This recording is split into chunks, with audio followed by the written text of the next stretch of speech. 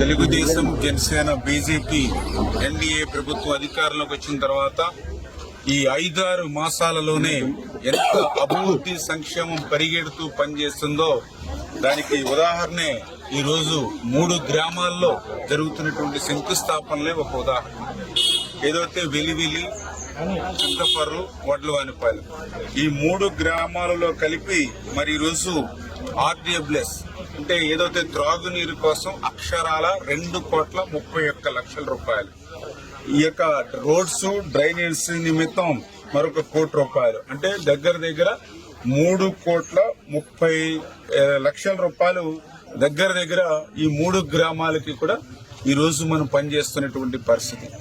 ఇదేదో ఒక మండలానికి కాదు, ఒక నియోజకవర్గానికి కాదు, 3 గ్రామాలకు సంబంధించి ఈవేళ 3 కోట్ల రూపాయలు పైబడి ఈవేళ నిధులిస్తూ ఉన్నామని అంటే ఈవేళ ఇంత కష్టకాలంలో కూడా ప్రజల యొక్క సంక్షేమం అభివృద్ధి పట్ల ప్రభుత్వం నిబద్ధత. అందులో కూడా పర్టికులర్ గా ఈరోజు మరి 2,31,00,000 రూపాయలు మరి ఈవేళ త్రాగునీరు కోసం 3 గ్రామాలు కేటాయించామనంటే దానికి గల కారణం గత ఎన్నికల ముందు 5 సంవత్సరాల గత పాలనలో ప్రజలందరూ కూడా త్రాగునీరు మరి ఇబ్బందులు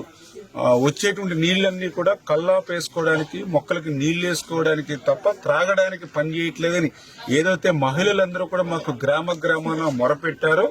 ఈవేళ అధికారంలోకి వచ్చాక వాళ్ళకి ఏదైతే మాట ఇచ్చామో ఆ మాట నిలుపుకునేటువంటి విధంగా మరి ఈరోజు ఏదైతే వెలివిలి గ్రామానికి 55 లక్షల రూపాయలు, అదేవిధంగా మన చింతపర్రు గ్రామానికి సంబంధించి 1,28,00,000 రూపాయలు, వడ్లవానిపాలెం గ్రామానికి సంబంధించి మరి 48 లక్షల రూపాయలు అక్షరాల మరి ఈ యొక్క ఓహెచ్ఆర్లు నిర్మాణం చేసుకోవడానికి, శివారు ప్రాంతాలకి పైప్ లైన్లు వేసుకోవడానికి, ఫిల్టర్ బెడ్లు కూడా మైక్రో ఫిల్టర్ బెడ్లు మరి వాళ్ళకి తయారు చేసుకోవడానికి ఈరోజు ఒక సురక్షితమైనటువంటి త్రాగునీరు ఇచ్చేటువంటి విధంగా ఈ నిధులు మంజూరు చేయడం జరిగింది. ఎందుకంటే వాళ్ళు ఆరోగ్యంగా ఉండాలి అంటే ఖచ్చితంగా సురక్షితమైన త్రాగునీరు ఇవ్వాలనే ఈ ప్రయారిటీ అని చెప్పి సందర్భంగా తెలియజేసుకుంటూ మరి ఈ రకంగా ఈ 5-6 నెలల్లోనే 14 లక్షల కోట్ల అప్పు ఈ ఆంధ్రప్రదేశ్ రాష్ట్రం మీద ఉన్నటువంటి స్థితిలో కూడా మరి ఇంత పెద్ద ఎత్తున అభివృద్ధి సంక్షేమం మరి పాలన చేస్తూ ఉంటే మరి ఈవేళ జగన్మోహన్ రెడ్డి ఓర్వలేనిటువంటి తనంతో ఏదైతే ఈ ఆంధ్రప్రదేశ్ రాష్ట్రంలో ఒక పక్క రాజధాని నిర్మాణం ప్రారంభమైంది, ఇంకొక పక్క పోలవరం ప్రాజెక్టు కూడా రేపు 2027 డిసెంబర్కి పూర్తి చేయాలనే లక్ష్యంతో పనిచేస్తూ ఉన్నాం. ఈ రాష్ట్రం నుంచి ఏవైతే పరిశ్రమలు, పారిశ్రామికలు గత 5 సంవత్సరాల పాలన నుండి ఈ రాష్ట్రం నుంచి ఇతర రాష్ట్రాలకు ఏవైతే పారిపోయారో మళ్లీ ఆ కంపెనీలన్నింటినీ కూడా మళ్లీ వెనక్కి తీసుకొచ్చి మళ్లీ ఇక్కడ పరిశ్రమలు, పారిశ్రామికల ద్వారా విద్య, ఉద్యోగ, ఉపాధి అవకాశాలు ఏవైతే యువతకు కల్పించాలనే ఆలోచనతో ఏదైతే ముందుకు సాగుతూ ఉన్నామో, మరొక పక్క మరి జగన్మోహన్ రెడ్డి రద్దు చేసినటువంటి అన్నా క్యాంటీన్లు 200 మళ్లీ ఈ రాష్ట్రంలో ఏదైతే ప్రారంభించామో, యువతకి ఉద్యోగ అవకాశాల కోసం డిఎస్సి నోటిఫికేషన్ ఏదైతే ఇచ్చామో, ఇట్లా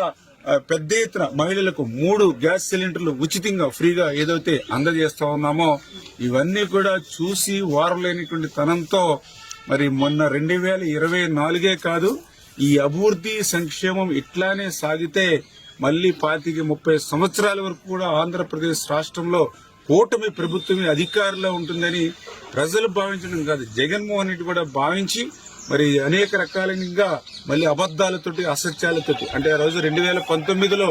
ఒక్క ఛాన్స్ అని అధికారంలోకి వచ్చి ఏ రకంగా అయితే 5 సంవత్సరాల పాలనతో 20 సంవత్సరాలకి వెనక్కి ఆంధ్రప్రదేశ్ ని ఏ రకంగా అయితే నెట్టేశాడో మళ్లీ అటువంటి అబద్దాల, అసత్యాలతోటి తన పత్రిక ద్వారా తన అసత్య అబద్దపు మరి